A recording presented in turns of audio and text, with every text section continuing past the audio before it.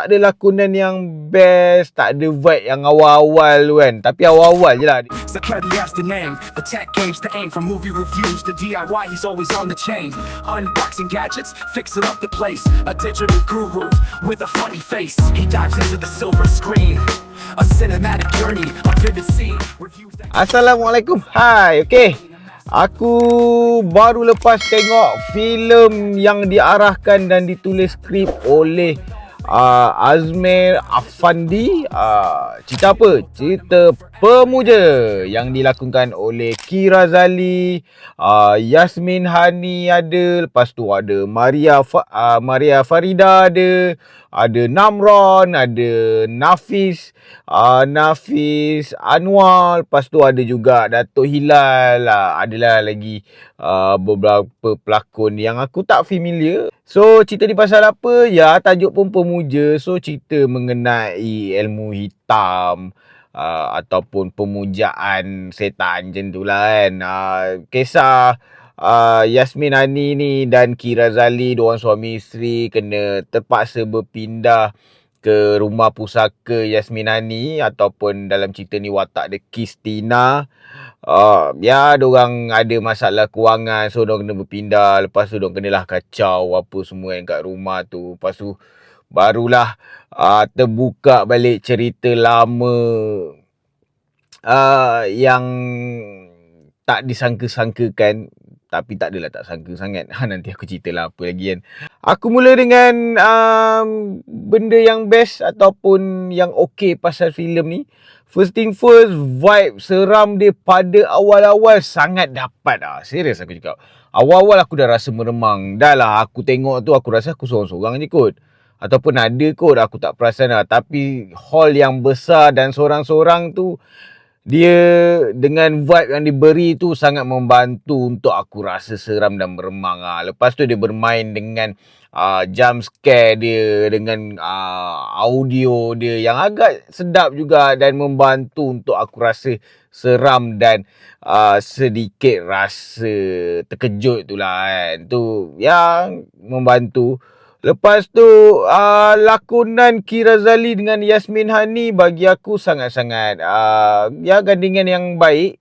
Dan lakonan diorang pun agak baik juga, walaupun aku tak sure lah diorang ni biasa berlakon dan cerita seram ataupun tak. Tapi dan ada satu watak ni yang menarik perhatian aku, watak Ahmad yang dilakonkan oleh Nafis Anwar. Aku suka lakonan dia dalam cerita ni. Watak dia macam budak autism ataupun budak OKU lah. So cara dia lakonkan sebagai watak OKU tu sangat menjadi bagi aku. Quite good Nafis Anwar ni salah seorang yang bagi aku mungkin boleh ditonjolkan lebih lagi dari dalam mana-mana filem yang lain kan. Cuma lakonan Maria Farida bagi aku kurang sikit. Mungkin dia tak sesuai untuk watak ni. Sebab sebelum ni bagi aku lakonan dia just okey je. Okey lah kan dalam cerita-cerita lain. Tapi untuk cerita kali ni mungkin dia tak sesuai lah kot dengan watak ni. Namron pun quite good, tak ada masalah. Lain-lain tu bagi aku tak berapa banyak isu lah dari segi lakonan. Visual dan audio pun bagi aku okey, cantik. Macam aku cakap, audio dia membantu jump scare. Yang bagusnya cerita ni tak ada jump scare, ataupun mungkin kurang jump scare yang murahan kan. Walaupun benda tu bukan menyeramkan, dia nak just bagi bunyi untuk bagi kau terkejut tu tak ada lah. Dia kalau bunyi pun dia bermain dengan memang benda tu yang menyeramkan. Ada hantu ke, ada jin ke dekat side-side tertentu kan.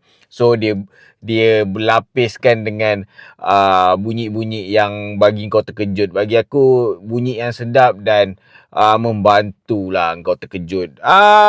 Ya cuma kualiti visual ni bagi aku adalah certain CGI yang kurang cantik, tapi tak banyak CGI dia. So tak adalah mengganggu sangat. Apa lagi yang best ataupun okey? Rasa macam tak ada sangat lagi. Dan apa yang tak best dia?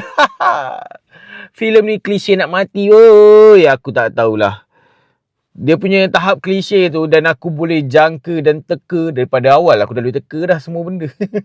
Itu yang aku rasa macam tak ada idea lain dah ke kan diorang ni kan. Sebab benda ni aku rasa dah terlampau banyak kot idea macam ni. So aku rasa macam seriously, penulis skrip dan pengarah Amir Afendi dia macam dah tak ada idea lain. Bagi aku cerita ni dah sangat-sangat membosankan lah, story yang macam ni kan. Lepas tu apa juga yang tak berapa nak best adalah dia punya transition footage to footage. Dia macam ada cut-cut tau. Aku tak tahu lah dia disengajakan ataupun memang diorang terpaksa cut, ataupun itu memang style storytelling dia. Aku tak tahu lah. Dia banyak benda kau rasa macam tiba-tiba tau. Dah lah, dia banyak benda yang kau rasa cut, potong, pop, disambung dengan footage ni. Potong, pop, disambung dengan footage ni. Aku rasa macam, apa hal lah pula kan. Lepas tu, antara scene ke scene yang lain, dia macam tiba-tiba. Banyak benda dia berlaku secara tiba-tiba tanpa dia ada transition yang smooth ataupun tak ada link yang smooth lah untuk dia nak pergi ke scene tu ke scene ni. Tu yang aku rasa macam, lepas tu ada beberapa benda juga aku rasa macam ada plot hole juga. Tu yang membuatkan aku kurang faham juga pasal cerita ni. Adalah satu dua benda tu, mungkin kalau korang pergi tengok cerita ni, korang boleh share dengan aku, kau ada perasaan macam tu tak untuk korang kan. Aku, banyak benda aku rasa tiba-tiba. Storytelling bagi aku memang agak lemah lah. Dah lah, cerita dia macam aku cakap, klise, sangat-sangat klise. Lepas tu dengan storytelling yang tiba-tiba, banyak benda yang tiba sangat. Bagi aku, sebuah filem yang tak best lah untuk masuk dalam wayang. Bagi aku, dia just masuk dalam telefilm ke ataupun masuk kat drama mana-mana tu pun aku rasa dah okey lah. Untuk bayar, bagi aku tak berbaloi. Sorry to say. So kalau kau tanya aku berapa bintang, kalau tak ada lakonan yang best, tak ada vibe yang awal-awal tu kan, tapi awal-awal je lah dia dah bagi seram. Lepas tu tak ada. Tak ada seram, dah tak ada benda yang bagi kau rasa terkejut sangat. Tak ada dah. Dia dah hilang lah. Awal-awal je dia bagi. So kalau tak ada benda-benda yang awal-awal tu, aku rasa bintang akan lebih teruk. Dan aku just boleh bagi 3.5 bintang per 10. Kalau kau rasa review aku membantu untuk korang pergi tengok ataupun tak filem Pemuja ni, aku harap korang dapat subscribe channel aku. Boleh like, boleh share, boleh komen video aku. Dan sekian. Assalamualaikum.